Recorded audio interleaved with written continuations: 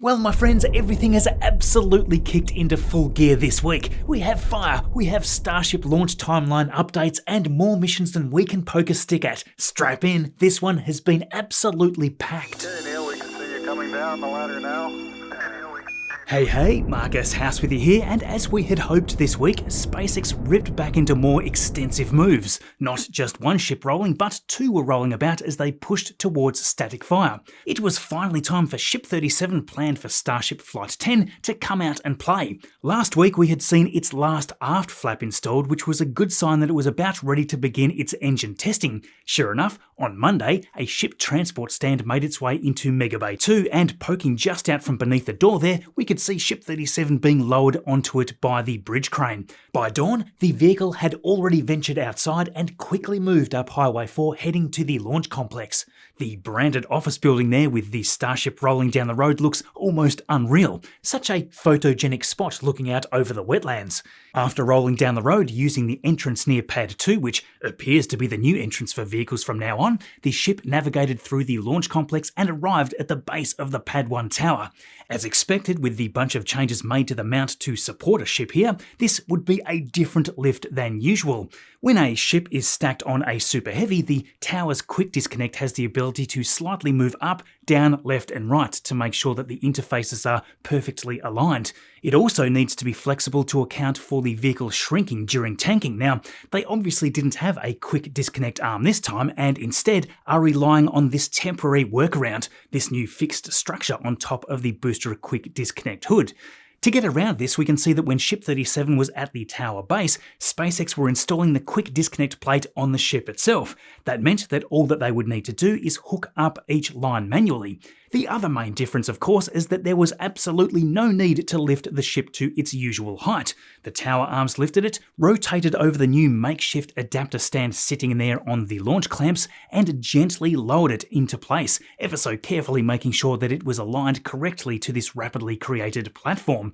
The crew could now get started simply connecting each umbilical line between that interface and the steampunk-looking ship quick disconnect. Well, I guess with the work needed to hook them up, it's not quite so quick, but you get the idea. Regardless, it was all done at the crazy speed of SpaceX, and on Tuesday, they were pretty much done and ready for testing. By Wednesday morning, it was clear that they were gearing up for static fire. Early on in the morning, they had already fully cleared the area around Pad 1, and the work platform was also lowered and moved away. The arms were also moved out of the way to the top of the tower and the roads had closed. It looks like pre-tanking work was initially underway, but a little inspection still seemed to be needed. Some cars had returned to the pad, but after a quick visit to the base of the launch mount, they were heading off again. Next, there was a detonation suppression system test, and before long, the launch mount had started venting as a sign that SpaceX were chilling down the lines leading up to the launch mount. We knew that it was fully chilled down as soon as we could see that venting liquid. As the vent shut off, we were now watching a ship being loaded with cryogenics for the first time ever on an orbital launch mount. Now, given that the pipes heading towards the ship are uninsulated, we could even see the main liquid oxygen pipeline frosting up in real time right after the vent on the launch mount had turned off. Before we knew it, there was the frost line appearing on both the main tanks. All four flaps were moved and the vent on the launch mount returned at what is the usual fill rate for a single engine demonstration burn to simulate what is to be done in space. Something must have been amiss though, because it was detanked soon after wrapping up testing for the day. Never fear though, the next day they were back again to repeat it all. This time, however, the detonation suppression system and the deluge activated. Yes, in this never-before-seen event, there was the first ship firing away directly on the orbital launch mount. That was indeed the demonstration of a single sea-level Raptor complete. SpaceX shared, I think, some of the more bizarre but awesome scenes of the year. The real nail-biter, of course, was up next as the ship still had to do that full 6-engine static fire. Once again, the tank farm was away, refilling Ship 37 much further this time. That continued until the liquid oxygen tank was almost completely filled and also a considerable load in the methane tank. Before we knew it, there goes the deluge again.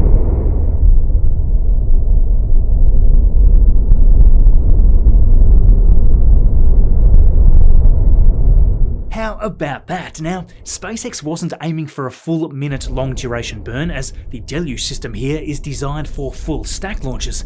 It is also pretty darn overkill for a ship's static fire. With that now finished, it's about time for Ship 37 to make its way back to the build site to prepare for the full mission. Now, with the progress this week right after the single-engine static fire, a hot staging ring was also being moved inside Mega Bay 1, presumably for Booster 16 for Flight 10 as well, so we are really close. Now, as I mentioned, there wasn't just Ship 37 rolling this week. The last Block 2 ship, hopefully for Flight 11, was also moving out to start its testing. Given that this one was still in need of its initial cryogenic proofing, on Saturday this thrust simulator stand was rolled to the ring yard. With the door rolling up early Sunday morning, Ship 38 was revealed to now be on that thrust simulator stand and began rolling towards the Sanchez site. From there, it entered Highway 4 and headed off to Massey's. It arrived at the usual ship cryogenic testing location just before the sun began to rise, and this was of course a great indication that all of the systems and hardware required for cryogenic tests were now looking to be in good health after the inspections and repairs over the last few weeks. Now, you may remember that during Flight 9, the payload bay door had again failed to open. It looks like SpaceX has been testing the door on Ship 38 this week, because here it was on Monday morning with the door wide open after being presumably tested throughout the night. They appeared to keep on with more payload bay door tests, and by Wednesday, this ship was also frosting up on both tanks. That was fully filled, so everything seems to have gone smoothly there. It was detanked, allowing the propellant to simply flow back into the storage tanks, and that wrapped up the first test. Only a few hours later though, the main tanks were frosty again. It seems to be almost routine now that SpaceX can work through multiple cryo tests in one day. That second test quickly wrapped up again, and there it was already heading away from the ship testing location. Yes, only 5 days after arriving at Massey's, it was already back here arriving in Mega Bay 2. The bridge crane hooked up and it has now been placed onto the middle workstation. Interestingly, it was rotated 180 degrees so that the team can access the heat shield easier.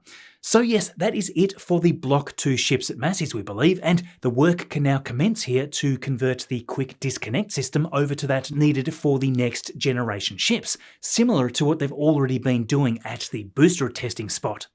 Now, while over here at Massey's, RGV Aerial Photography's latest couple of flights have given us some terrific new views. Booster 13's aft section that we talked about last week could now be seen from above.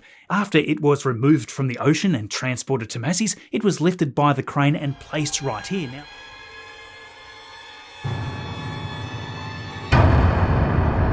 listen, I gave! from the ground, Shaun had some great views as we entered the week. After SpaceX unwrapped the aft engines, you could see how these Raptor belts had been crunched up. Just as a side note on all this, removing it from the ocean in one big piece was quite an astounding effort. Just by using the load spreader, they simply wrapped it around the throats of the Raptors and pulled it out of the ocean. Just the weight of the 33 Raptors alone would make the business end of the booster at least 54 tons, but then you've got all the added steel structure and hardware that we see here. Amazing really that the Raptors can support all of those different loads without bending or breaking, even more so after having spent 8 months or so at the bottom of the ocean. So over to the work being done at Massey's itself, we can now confirm that the dirt being excavated and the concrete slab that was poured last week were indeed preparations for the installation of underground trenches. The team have begun digging up more of this concrete to extend this trench and have installed rebar in anticipation of that concrete formwork. Likewise, a similar process is going on at the electrical bunker beside it. These structures simply seem to be used to form a mould, which is then removed once the concrete is poured and hardened inside. This new trench should house the much more protected cryogenic and gas lines that will supply the static fire stand. Now, if we look over at the methane tank farm, we can see that SpaceX has reinstalled one of the smaller tanks previously removed during cleanup. Its concrete pad was obviously ready to go there very quickly because during the flight the week before, that hadn't even been poured. In this more recent flight though, they even had some steel pipe racks being placed on the larger pad nearby. It is absolutely incredible just how much has changed here and moved since Ship 36's less than desirable end in June. There has been no shortage of news popping up since that explosion. People keep asking me to comment on this story here as it seemed to get a lot more attention than I expected the other week. Mexico investigating contamination from SpaceX's static fire explosion that landed in its territory. You can follow along at ground.news/Marcus. Depending on where you read about it, you'll get a very different picture. Some outlets stuck to the facts. The Mexican president essentially stated that there was a general review underway around the international laws that are being violated and could file a lawsuit against SpaceX. Yes, there is cleanup work to be done, obviously, and many of these articles just stick to the facts. Others, though, much more dramatic, framing it as an environmental disaster. That has become a familiar pattern lately, especially due to the politics that has surrounded Elon. It doesn't matter if it's SpaceX, Tesla, or X, it all instantly seems to attract polarized headlines. The actual story tends to get buried under layers of spin or bias, and that's why I've been using Ground News. They collect thousands of articles on every story and show you how different outlets are covering the same event.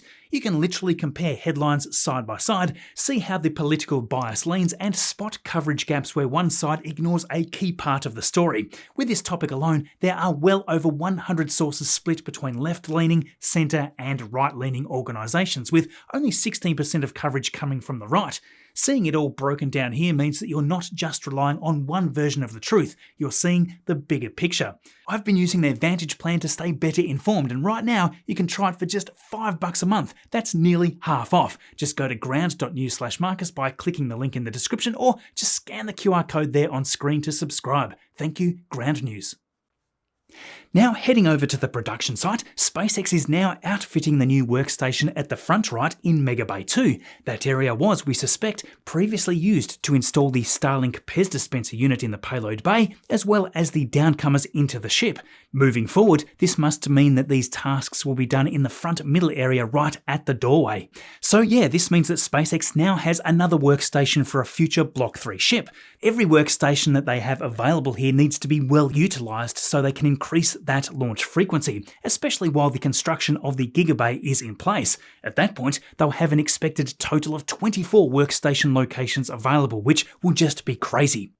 While on the topic of future Block 3 ships, the nose cone suspected to be for the first one, Ship 39, has now had both forward flaps installed, as well as the start of the installation of the ablative sheets. I can't wait to see this first one rolling out after stacking. The pile tops continue to be exposed on the Gigabay construction. This week we could see them starting to crop some of these tops, and this is done not only to expose the rebar again, but also remove the lower quality concrete at the top so they can integrate it fully into the pile cap. So with all of the action this week, how far away are we from Flight 10? Elon indicated that we could see a launch happen as early as mid-August. That seems to us that they will certainly not have time to static fire its newer sibling Ship 38 before Flight 10, something that many have been debating over the past month. Also, to celebrate the return of this beast, check this out. Yes, we finally have our new design which doubles as a general SpaceX Starship flight along with Flight 10. If you want to pick up any of that merch, the link is right there below. It helps support Tony Bella's work with infographics and the channel, of course, right here. Thanks for being subscribed and liking the content that we are putting out. Super grateful every week that we get to keep doing this, and we couldn't do it without you. The hope is that Flight 10 will not only get past Starship engine cutoff, but also progress through the rest of the milestones so that we can at last watch the dummy Starlink deployment and re-entry without major loss of control. I mean, it was great that Flight 9 could at least get to second engine cutoff, but we want a lot more than that now. Speaking of, shout out to the Interstellar Gateway crew for all the work that they went through to catch the first Starship engine cutoff. It was a huge production heading out onto this remote island to capture that in what they called Project Skyfall. The link to that and other great ways to support their work is in the description. Now speaking of Skyfall, that is also the name of this concept released recently. AeroVironment and NASA's Jet Propulsion Laboratory released this concept that I would absolutely love to see funded at some point given the incredible success of Ingenuity, the little Mars helicopter mission. Skyfall is an idea that takes this to a completely different level. It would scream through the atmosphere and use an entry capsule similar to what we've seen with the Mars rovers, but no sky crane this time. No, there would be a unique deployment mechanism that would extend out with 6 Ingenuity-style helicopters attached. As the entire unit is still descending through the thin atmosphere with the parachutes above for control, one by one each helicopter would detach and release after spinning up. Each would have enough battery power to alter its trajectory and soon come to a controlled landing. At this point, they would recharge using that little solar panel on top, and they would now have 6 helicopters on the surface able to rapidly do their individual scouting missions in parallel. This means they could rapidly scan over the surface and help find the most useful sites for a human settlement. Now, after a string of regulatory delays and other issues over a roughly 18-month period, Gilmour Space Technologies has completed the maiden test flight of Eris, Australia's first locally designed and built orbital rocket in Queensland. As a reminder, this is 23 metres or 75 feet tall. As a quick comparison, Rocket Lab's Electron is 18 metres in height, so this stands a little taller on the pad. It is roughly 30 tonne, I believe, all powered by their hybrid propulsion. Now, the flight, of course, was very short-lived, but there was also a lot of success in this first attempt. Given that this had been held up and was laying or standing around for far longer than intended, I'm thrilled that it got away from the pad, but check this out. It launched there off Bowen's orbital spaceport, and initially it was looking pretty good rising into the air. The key systems at this point were working well. Ignition, first stage thrust, range tracking and telemetry were reported to be good at liftoff. From these views shared shortly after, you can see that the engines rapidly began having issues right after release though. Similar to what we saw in Astra's first flight, we had a rocket now hovering sideways as the engine performance continued to degrade. At this point, the thrust to weight ratio had dropped too far and it slowly sank back down to the ground. There was a total of about 14 seconds of flight there and 23 seconds of engine burn time recorded. I think we can count that as Gilmour's first soft landing though, right? Anyway, the team is obviously reviewing the super valuable flight data to understand the cause of the anomaly, so there will be a lot of lessons learned for the next attempt. Remember, it is almost unheard of for any commercial company to make orbit on the first attempt. That includes SpaceX, Rocket Lab, Astra, Firefly, you name it. Just as a quick side note there, it is still incredible to me that Blue Origin was able to nail that with New Glenn on the first try. Simply getting away from the pad I think is a nice first step. It was the first orbital attempt of any kind from Australia in over 50 years, so it's a big move for us here as the commercial launch industry around the world is rapidly growing. Gilmour Space has stated that they have already learned a tremendous amount and that will go directly into improving the next vehicle which is already in production. Best of luck to the team there with the next Ares rocket in line.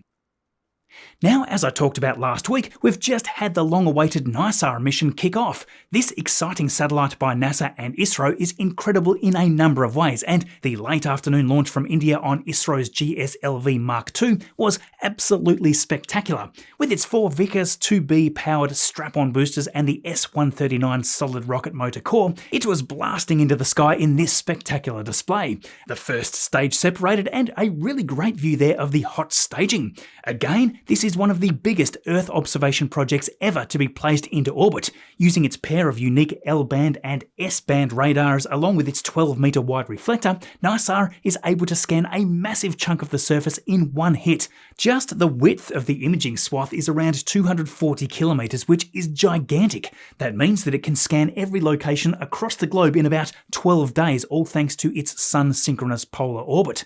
This very quick period allows teams to analyse and compare the current data with all of the previous, and it can provide observations around the tiny changes on Earth's surface, changes apparently as small as just a few centimetres. Think of how useful that may be to detect those tiny shifts in ice cover, ecosystems and anything that is moving at such a tiny scale.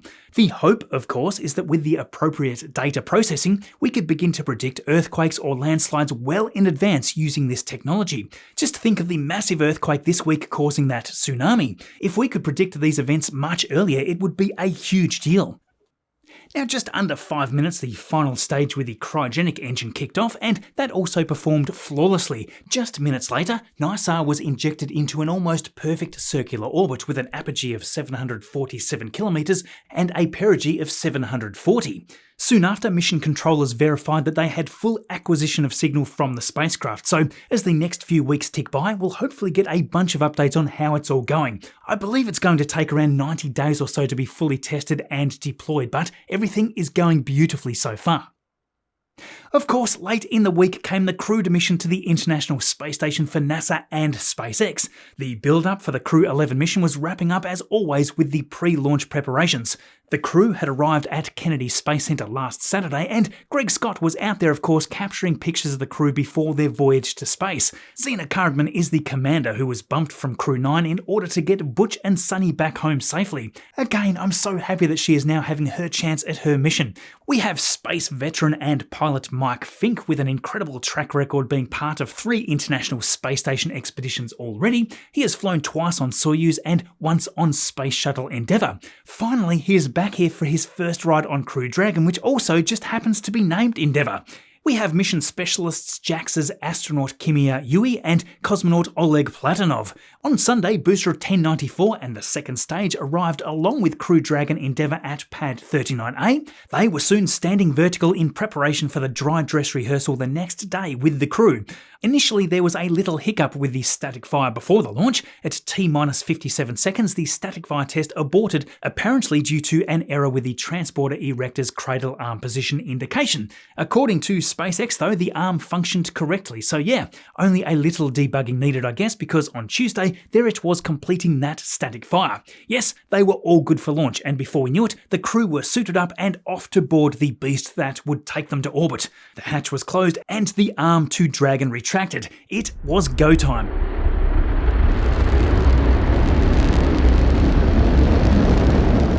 Yes, another terrific liftoff from Pad 39A. Booster 1094 there was on its third flight, and Crew Dragon Endeavour on mission number 6. A beautiful time of day to launch in the afternoon because, of course, this was also a return to launch site mission. Sadly, this was the last ever landing for Falcon at Landing Zone 1 because SpaceX's lease is up. They will still be using Landing Zone 2 for a while, but they are building new pads to replace both. These return to launch site missions might seem routine, but you've just got to appreciate that we are living in a time where rockets just fly themselves back to land to be reused. Hopefully, we are going to see the second company ever do this with an orbital booster with New Glenn's next flight, but right now, SpaceX since 2015 are still unbeaten making this happen. Second engine cut off there, and only moments later Dragon was separating and drifting away to now catch up with the International Space Station for docking. That was there before we knew it, and just hours ago, there was that beautiful approach. They attached in darkness and prepared to board. Crew 11 can now prepare for handover with Crew 10, and they will soon be getting ready to make their way back home after their 5-month-long mission. We should see them splashing down in the coming weeks.